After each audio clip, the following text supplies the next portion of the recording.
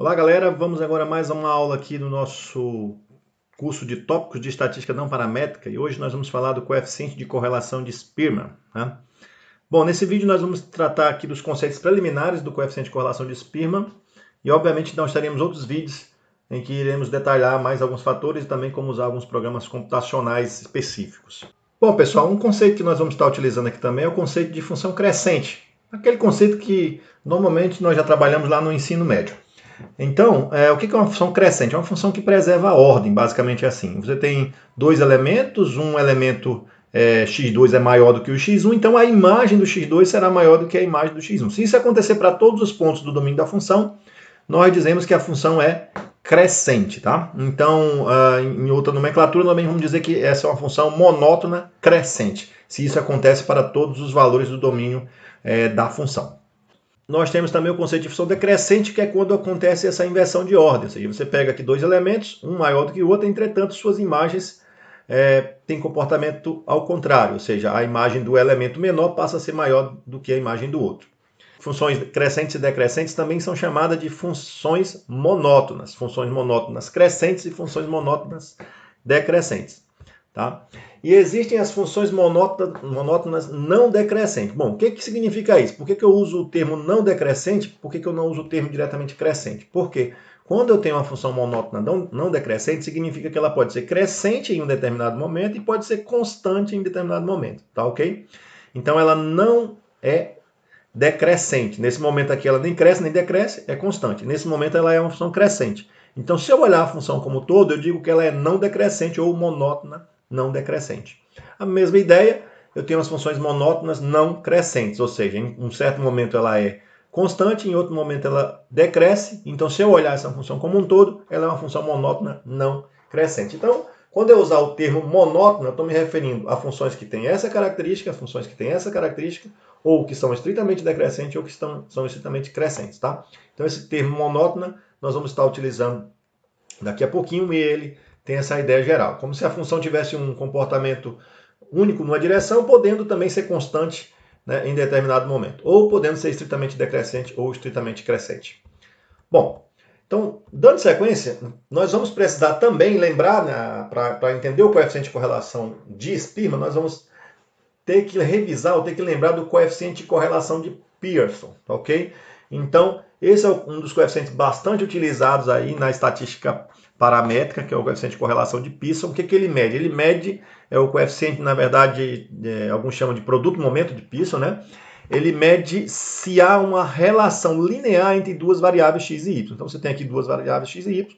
Quando a gente plota um diagrama de dispersão, a gente observa aqui nesse diagrama que há, nesse momento, uma tendência linear, né, positiva de x se relacionar com y. Isso significa que à medida que x cresce, y tende a crescer. Mas de modo linear, ou seja, que se eu fosse modelar esses pontos, eu modelaria por uma reta.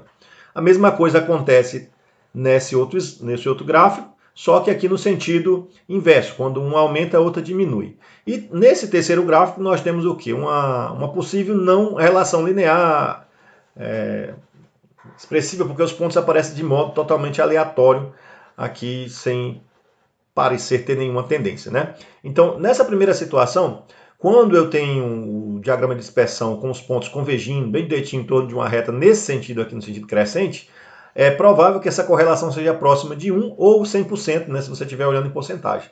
Nessa outra situação, você teria uma correlação negativa próxima de menos 1 ou de menos 100%, né, que indicaria que à medida que uma variável cresce, a outra diminui. E nessa daqui, provavelmente, você teria uma correlação próxima de zero. Então, é claro, né, eu estou fazendo aqui uma revisão rápida do coeficiente de correlação de Pearson, porque nós vamos utilizá-lo, mas tem vídeos específicos para tratar do coeficiente de correlação de Pearson, ok?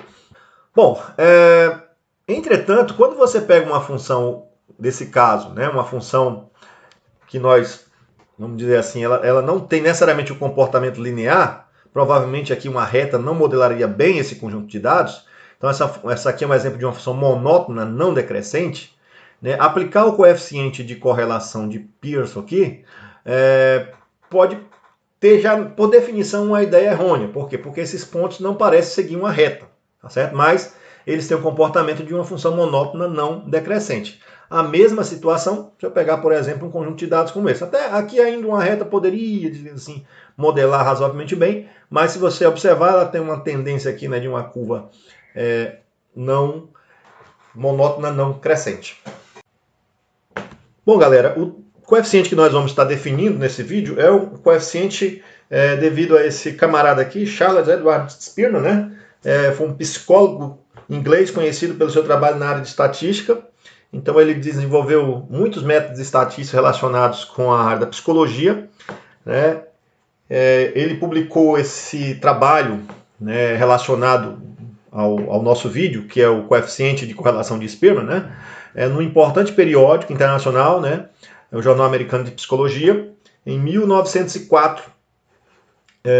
E é um artigo bastante extenso, quase 30 páginas, e onde ele detalha bem esse método, mas nós vamos ver que a gente consegue resumir boa parte desse método aqui em poucos momentos do vídeo.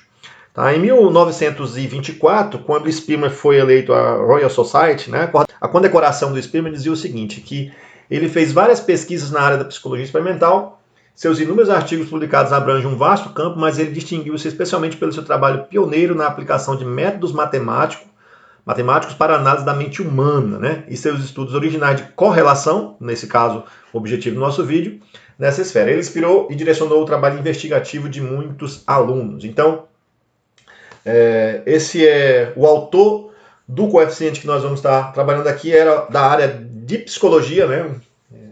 Basicamente da psicologia experimental, né? Spearman ele tinha também outros trabalhos relacionados a como medir a inteligência, né, de seres humanos. E vamos então agora falar um pouquinho do coeficiente de correlação de Spearman e qual é a ideia básica desse coeficiente. Bom, para isso, vamos considerar um conjunto de dados aqui em que eu tenho 21 observações e que foram tomadas em pares, x e y. Nós queremos saber se y e x eles têm algum tipo de correlação. Então, se a gente primeiramente pega as duas variáveis e traça um diagrama de dispersão, né? Vamos traçar aqui no Excel um diagrama de dispersão. Então, nós observamos aqui nesse diagrama de dispersão, pessoal, que há um comportamento aparentemente de alguma correlação entre x e y, ou seja, x e y deve ter alguma relação, né? Entretanto, essa relação ela não parece muito, né, ser no formato de uma reta. Se a gente fosse traçar aqui uma reta, a linha de tendência, né, aqui no próprio Excel, adicionar a linha de tendência, você iria observar que essa linha de tendência, né, ela modela muito ruim, né, os dados. Então, aparentemente, então, o coeficiente de correlação de Pearson aqui poderia não ser uma medida bem representativa, né, dessa relação que existe entre x e y, porque possivelmente essa relação ela não é linear, né, e o coeficiente de correlação de Pearson ele mede uma correlação linear entre as duas variáveis quantitativas. Bom, então, qual foi a ideia de Spearman? Spearman, então, pensou em encontrar aqui o posto de x, e depois o posto da variável y. E nesse caso, qual era a ideia dele? Quando eu traçar aqui o posto de x e o posto de y, se o comportamento dos pontos, né, é um comportamento de uma função monótona, então é de se esperar que os postos de x, né, quando plotados com os postos de y, vão preservar essa relação de ordem. Então é de se esperar que o comportamento da variável posto de x com a variável posto de y esteja em torno de uma reta. Bom, então vamos encontrar aqui o posto de x usando uma função que nós já descrevemos em outro vídeo. Quem tem dúvida de como encontrar o posto, que é basicamente a ideia de posição, né, tem um vídeo específico onde nós ensinamos como calcular o posto, ou rank, né, de um conjunto de dados. Isso tanto manualmente como no Excel. Recomendo que vocês assistam esse vídeo. Bom, então vamos lá. Vamos usar aqui no Excel a função ordem, né, .med, que vai calcular o posto de x. Clica aqui, clica na variável x, ponto e vírgula, seleciona os dados, aperta F4 aqui no B12 e F4 no B22 para que ele fixe esse conjunto de dados, que ele não ande com esse conjunto de dados, não faça a variação desse conjunto de dados, ponto e vírgula 1 para que você esteja ordenando esses dados em ordem crescente e dá Enter. Então significa que esse elemento 0 é o primeiro elemento, né?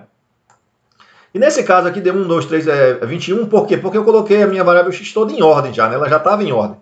Obviamente, não precisa que seja assim. Às vezes você está pegando dois fenômenos, né? Altura e peso de uma pessoa. Então, não necessariamente todas essas medidas vão vir na ordem, como veio aqui bonitinho a variável de x, tá?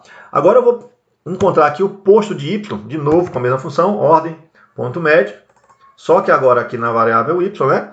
Ponto e vírgula, seleciono os dados, aperto F4 para fixar esse conjunto de dados, ponto e vírgula 1, dá Enter. Então significa que esse 939 é também o primeiro elemento, né? Ocupa o posto de número 1. Aqui já teve uma pequena mudança, o 958 ele não está na segunda posição, ele está na terceira, né? E tem alguns empates aqui que nós vamos vendo dos elementos. Então os elementos aqui, ó, 1431, 1431 apareceu duas vezes, então ele vai ocupar aqui o posto 13,5, 13,5. Bom, lembrando, você, se não lembra o que é posto, não viu o que é posto de um conjunto de dados, faltou aqui puxar um pouquinho mais, veja o vídeo em que tratamos sobre posto ou rank, também nós fizemos esse vídeo no curso de estatística não paramétrica. Bom, feito isso, vamos traçar agora um diagrama de dispersão dos postos. Então vem aqui e insere um diagrama de dispersão para você perceber o que acontece. Era isso que nós estávamos falando. Ou seja, se a função é monótona, crescente ou não decrescente, ou extremamente crescente, extremamente decrescente, se ela for monótona, o que acontece? Quando você traçar o posto de x e o posto de y, eles devem manter uma relação de ordem estabelecida, né? Se há uma correlação de uma função monótona. Essa relação de monotonicidade, ela vai fazer com que na hora que se traçar o posto de x e o posto de y, os dados girem em torno de uma reta. Então, o que é o coeficiente de correlação de Spearman? Basicamente, o que vai ser o coeficiente de correlação de Spearman? Se você vir aqui agora e traçar uma reta aqui nesses pontos, ó, clica com o direito aqui e manda adicionar uma linha de tendência nesse gráfico, você vê que a reta modela muito melhor o diagrama de dispersão do posto de x versus o posto de y do que os dados originais. Então, o coeficiente de correlação de Spearman, ele é definido da seguinte maneira. Você pega o conjunto, traça o posto de x e o posto de y e encontra o coeficiente de correlação de Pearson para essa variável. Então, veja, o coeficiente de correlação de Spearman, ele usa o coeficiente de correlação de Pearson, só que nas variáveis posto de x e posto de y. No Excel, daqui a pouquinho nós vamos mostrar como fazer a mão, né? Mas no Excel tem a função correl. Correl que é de correlação. Essa função aqui de correlação é a correlação de Pearson. Se você clicar aqui, ó, igual, e clicar aqui, pede a matriz 1, vamos pedir a correlação dos dados originais, ó. Clicou aqui, ponto e vírgula, seleciona agora o outro conjunto de dados, puxar todo mundo aqui, né? Depois, ponto e vírgula, seleciona o outro conjunto de dados. Quando você der Enter aqui, essa correlação que você vai ter aqui é a correlação de Pearson, ou seja, 69%, né? É um coeficiente de correlação de Pearson de 69%. Então, ele ali é uma correlação moderada, digamos assim. Mas, por quê? Porque esses pontos não estão em torno de uma reta, tá certo? Não estão em torno de uma reta. Então, o coeficiente de correlação de Pearson deu esse valor. Agora, por definição, então esse coeficiente aqui é o de Pearson. E o de Spearman? Como é que você calcula o coeficiente de correlação de Spearman? Você coloca aqui a mesma função correl, você vai usar o coeficiente de correlação de Pearson, só que você seleciona a variável posto de x e depois a variável posto de y, tá certo? Posto de y. Fez isso, você tem aqui um coeficiente de correlação de Spearman de 0,9620, né? Se você quer em porcentagem aqui, coloca aqui, clica, bota aqui, deixar com duas casas, clica aqui em porcentagem também, e você vai ter esse coeficiente em porcentagem. A interpretação é muito parecida com a de Pearson. Só que o que o coeficiente de correlação de Spearman está dizendo? Como ele deu positivo, ele está dizendo que a função, ou que os dados se comportam conforme uma função monótona não decrescente, que é exatamente isso aqui que nós estamos vendo. Ou seja, existe uma alta correlação de Spearman, né, dos dados, né, através de uma função monótona não decrescente. Isso quando o coeficiente tem sinal positivo. Se ele tivesse dado sinal negativo, essa alta correlação seria para uma função monótona não crescente, tá certo? E por que o coeficiente de Pearson aqui deu mais baixo? Por quê? Porque esses dados não têm uma tendência de uma reta, tá certo? Não tem uma tendência de uma reta.